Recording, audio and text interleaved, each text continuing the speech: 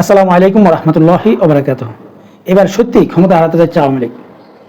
ইতিহাসে আওয়ামী লীগের ইতিহাসে এরকম দুঃসময় আওয়ামী লীগের জন্য আর কখনোই আসেনি, এবং যে কারণে এবার সত্যি ক্ষমতা হারাতে যাচ্ছে আওয়ামী লীগ, সেই কারণগুলো ব্যাখ্যা করব, গুরুত্বপূর্ণ কিছু তথ্য দেব আপনাদের। আওয়ামী লীগকে ক্ষমতা থেকে সরাতে এর আগেও কয়েকবার গণ অভ্যুত্থান করেছিল, কিন্তু পূর্বের গণ অভ্যুত্থান আর এইবারের গণ অভ্যুত্থান দুটো সম্পূর্ণরূপে ভিন্ন জিনিস। দেলোয়ার হোসেন সাঈদীর মৃত্যুর রায়ের পর বাংলাদেশ জামাতে ইসলামী এবং তাদের অঙ্গ সংগঠন ছাত্র শিবির এবং দেলোয়ার হোসেন সাঈদীর ভক্তরা বাংলাদেশে দুর্বার আন্দোলন করেছিল, যে আন্দোলনটা এর পূর্বে সবচাইতে শক্তিশালী আন্দোলন ছিল, এবং প্রত্যেকেই মনে করেছিল আওয়ামী লীগের শেষ মনে সেখানেই হয়ে যাচ্ছে বা পতন সেখানেই হয়ে যাচ্ছে। কিন্তু সরকার ঠিকই কিন্তু বহির্বিশ্বকে এটা বোঝাতে সক্ষম হয়েছিল যে বাংলাদেশ জামাতে ইসলামী একটা ইসলামিক সংগঠন এবং জঙ্গি সংগঠন হিসেবে তাদেরকে উপস্থাপন করে ক্র্যাকডাউন করে তাদেরকে দমন করতে পেরেছিল। বিএনপি এর পূর্বে অনেকবার সরকারকে অনেক হুঁশিয়ার করলেও বিএনপি সেরকম কোনো আন্দোলন দেখাতে পারেনি। ঠিক 5 মে হেফাজতে ইসলাম এরপরে সবচাইতে শক্তিশালী একটা আন্দোলন দেখিয়েছিল, এবং শাহবাগে তারা লক্ষ লক্ষ লোক সমাগম করেছিল, এবং সেই সমাগমটা অবশ্যই সরকার পতনের দাবি ছিল না, সেই সমাগমটা ছিল তাদের কিছু নির্দিষ্ট দাবি। কিন্তু আস্তে আস্তে সেটা শেষ পর্যন্ত সরকার পতনের দাবিতে যখন রূপ নেয়, সরকার এক রাতেই সবগুলো সমাধান করে ফেলেছিল, এবং বলা হচ্ছে এবং ধারণা করা হচ্ছে হাজার হাজার লোক ওই রাতে নিহত হয়েছে এবং অনেকেই এখন পর্যন্ত নিখোঁজ রয়েছে।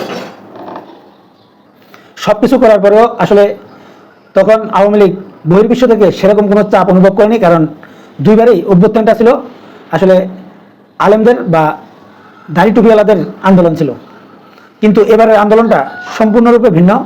পুরো ছাত্র সমাজ প্রথমে কিছু দাবি নিয়ে সরকারকে উপস্থাপন করেছিল কোটা সংস্কার আন্দোলনের, কিন্তু ছাত্রলীগ এবং আওয়ামী লীগের কিছু লোক তাদের উপরে আক্রমণ চালাতে গিয়ে জিনিসটা কোনো বিস্ফোরণে পরিণত হয়, এবং সেটা আস্তে আস্তে সবগুলো স্কুল কলেজে ছড়িয়ে পড়ে।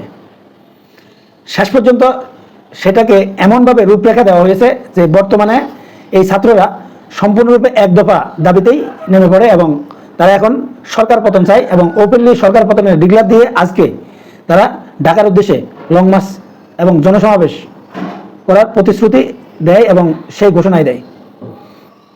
গতকাল পর্যন্ত আমরা যেই আন্দোলনের ধরনগুলো দেখেছি, এতে বোঝা যায় যাদেরকে সাধারণ মানুষ আসলে সমর্থন করছে, বেশিরভাগ সাধারণ মানুষ, বেশিরভাগ বললেও ভুল হবে, প্রায় 80%-এরও উপরে মানুষ সাধারণ ছাত্রদেরকে সমর্থন করছে, এবং বহির্বিশ্বকে এটাকে জঙ্গিবাদ বলে চালিয়ে দিতে চাইলেও কিন্তু বহির্বিশ্ব আসলে এটাকে ছাত্রদের আন্দোলন হিসেবে এখন পর্যন্ত দেখছে।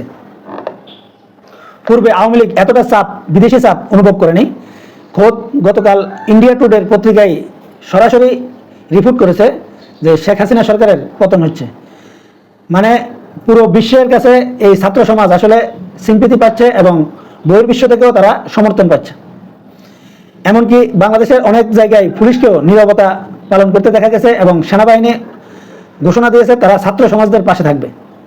তার মানে এর পূর্বে যে আন্দোলনগুলো হয়েছে সরকার যেভাবে জঙ্গি তকমা দিয়েছে, এবার কিন্তু সেই সুযোগটা আসলে সরকারের নেই। এবার আলোচনা করব সরকার যে কারণে আগের মতো ক্র্যাকডাউন করা সম্ভব নয়। এর পূর্বে হেফাজতে ইসলাম যখন ডাক দিয়েছিল, আসলে সেখানে সাধারণ মুসল্লিরা এবং সম্পূর্ণরূপে অরাজনৈতিক একটা সংগঠন ডাক দিয়েছিল, এবং তাদের পাশে এই ছাত্র সমাজ কিন্তু ছিল না, এবং তাদের বিরোধিতাই করেছিল এই ছাত্র সমাজ। কিন্তু আজকে এই ছাত্র সমাজকে সমর্থন করেছে হেফাজতে ইসলাম, জামাত ইসলাম যদি নিষিদ্ধ হয় তারা অবশ্যই ব্যানার ছাড়া সম্পূর্ণরূপে তাদেরকে সমর্থন করবে। তার উপরে বাংলাদেশের বৃহত্তম রাজনৈতিক দল বিএনপি সম্পূর্ণরূপে সমর্থন করেছে, যদিও তারা তাদের ব্যানারে যদি নাও আসে, তারা তাদের ব্যানার ছাড়াই অবশ্যই আজকে উপস্থিত হওয়ার সম্ভাবনা রয়েছে। সম্ভাবনা না, সম্পূর্ণরূপে ঘোষণাই দিয়েছে তারা পাশে থাকবে, এবং ছাত্রদের সাথে তারা এই সমাবেশে অংশগ্রহণ করবে, এবং এই সমাবেশ থেকে যেই ঘোষণাটি আসে সেটাই তারা একসাথে পালন করবে।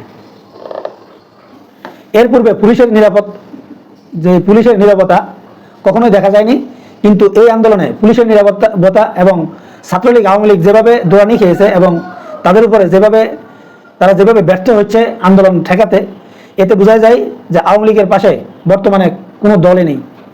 যে 14 দল আওয়ামী লীগের জোট শরিক, এই 14 দলের নেতাদেরকেও এখন খুঁজে পাওয়া যাচ্ছে না। আওয়ামী লীগ আসলে বিভিন্ন সময় বিভিন্ন শ্রেণীর মানুষদেরকে আসলে শত্রুতে পরিণত করে ফেলেছে। সাংবাদিক বলেন, সুশীল সমাজ বলেন, বাংলাদেশের যে বড় বড় রাজনৈতিক দলগুলো রয়েছে এবং তাদের শরিক দলগুলোর মধ্যেও অনেকেই আওয়ামী লীগের উপরে ক্ষোভে আছেন।